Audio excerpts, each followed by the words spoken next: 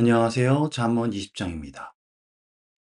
포도주는 거만하게 하는 것이요 독주는 떠들게 하는 것이라. 이에 미혹되는 자마다 지혜가 없느니라.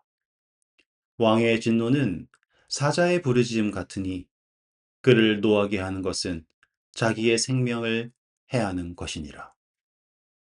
다툼을 멀리하는 것이 사람에게 영광이거늘 미련한 자마다 다툼을 일으키느니라. 게으른 자는 가을에 밭 갈지 아니하나니 그러므로 거둘 때에는 구걸할지라도 얻지 못하리라. 사람의 마음에 있는 모략은 깊은 물 같으니라. 그럴지라도 명철한 사람은 그것을 길어내느니라. 많은 사람이 각기 자기의 인자함을 자랑하나니 충성된 자를 누가 만날 수 있으랴. 온전하게 행하는 자가 의인이라. 그의 후손에게 복이 있느니라. 심판 자리에 앉는 왕은 그의 눈으로 모든 악을 흩어지게 하느니라. 내가 내 마음을 정하게 하였다. 내 죄를 깨끗하게 하였다 할 자가 누구냐? 한결같지 않은 저울추와 한결같지 않은 되는 다 여호와께서 미워하시느니라.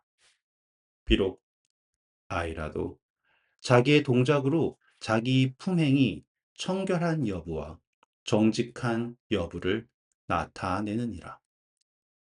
듣는 귀와 보는 눈은 다 여호와께서 지으신 것이니라. 너는 잠자기를 좋아하지 말라.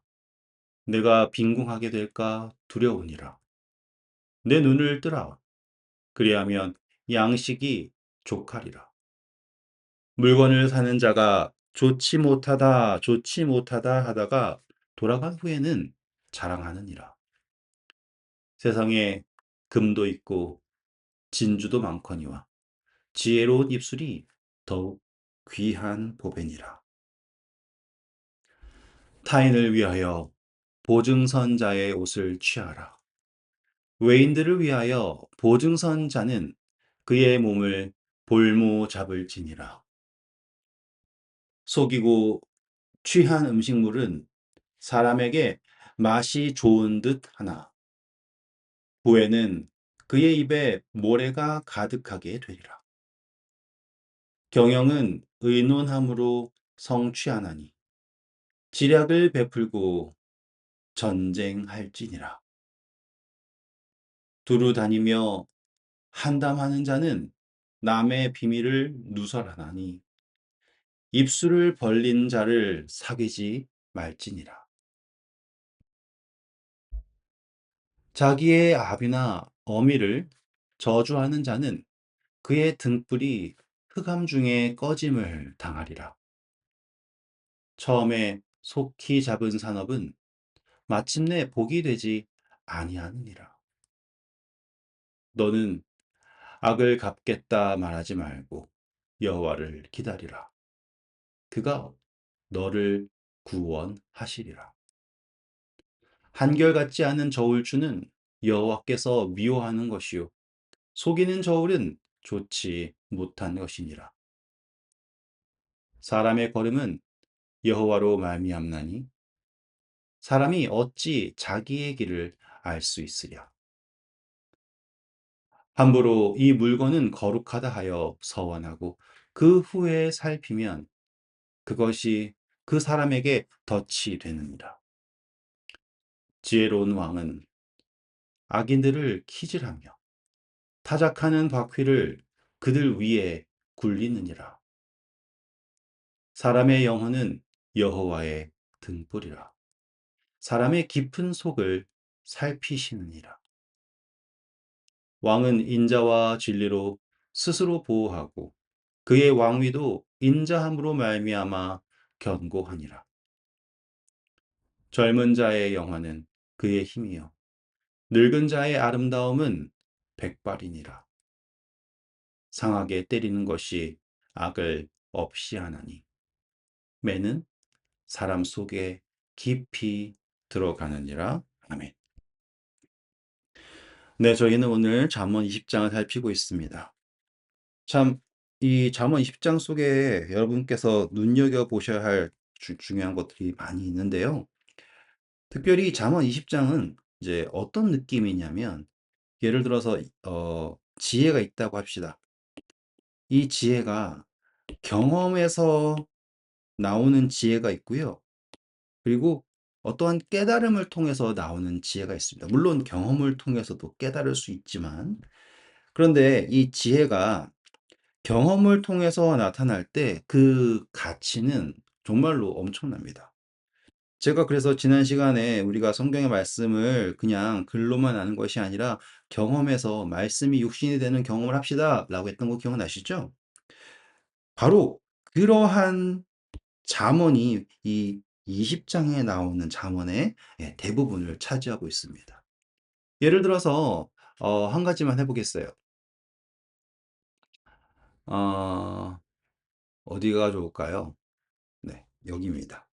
우리 포도주는 어떻게 한다고 했습니까?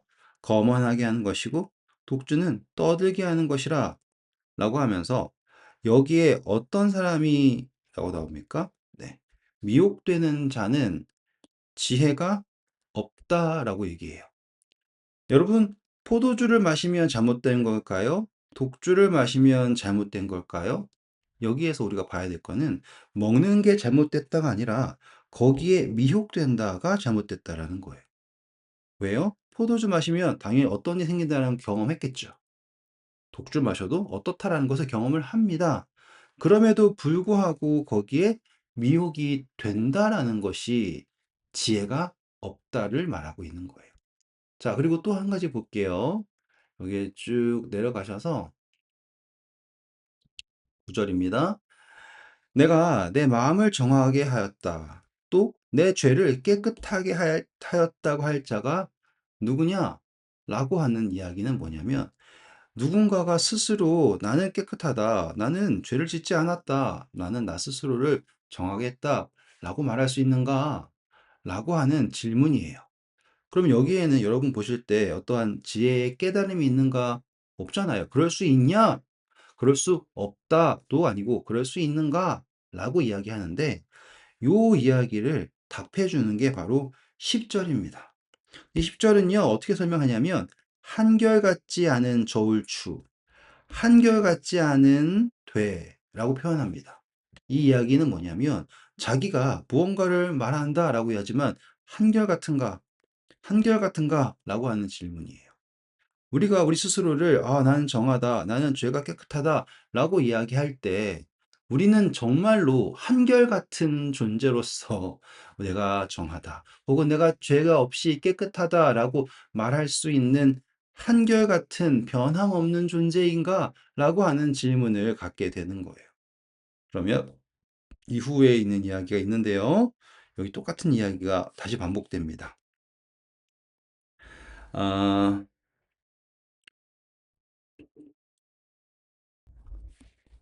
23절에 보시면 한결같지 않은 저울추는 여호와께서 미워하는 것이요 속이는 저울은 좋지 못한 것이다 라고 하는 이야기로 나오게 돼요. 이렇게 연결되시는 거 보이십니까? 이렇게.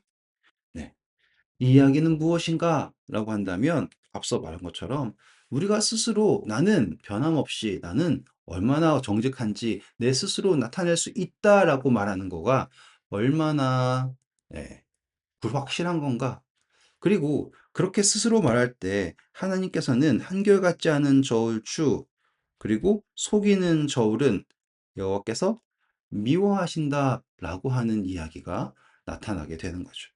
그러면 우리는 이렇게 됩니다. 제가 말씀드린 것처럼 경험한 지혜는 어떠한가? 그리고 그 경험한 지혜에서 나타난 것들은 우리에게 무엇을 말하는가?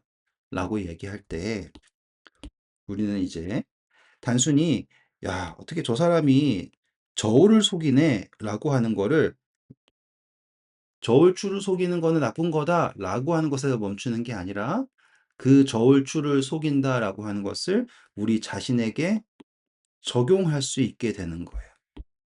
내가 어떻게 사람을 판단하고 있으며 또 내 스스로가 모든 그 판단의 기준이 될 수 있는가? 나는 한결같은 존재가 되어서 나를 통하여서 무엇이 옳다, 무엇이 그르다라는 것을 주장할 수 있는가?라고 하는 질문으로 또 묵상으로 이렇게 우리가 연결될 수 있다라는 거죠. 어떠신가요? 이 잠언서에 있는 이야기를 있는 그대로 읽는 것도 있지만 그것을 우리가 경험한 것으로 이렇게 올리고 또한 그게 단순히 이야기 속에 나타난 표면 그대로의 것에서 멈추는 것이 아니라 우리의 삶에 적용될 수 있는 묵상. 네. 참 중요한 것 같죠? 네.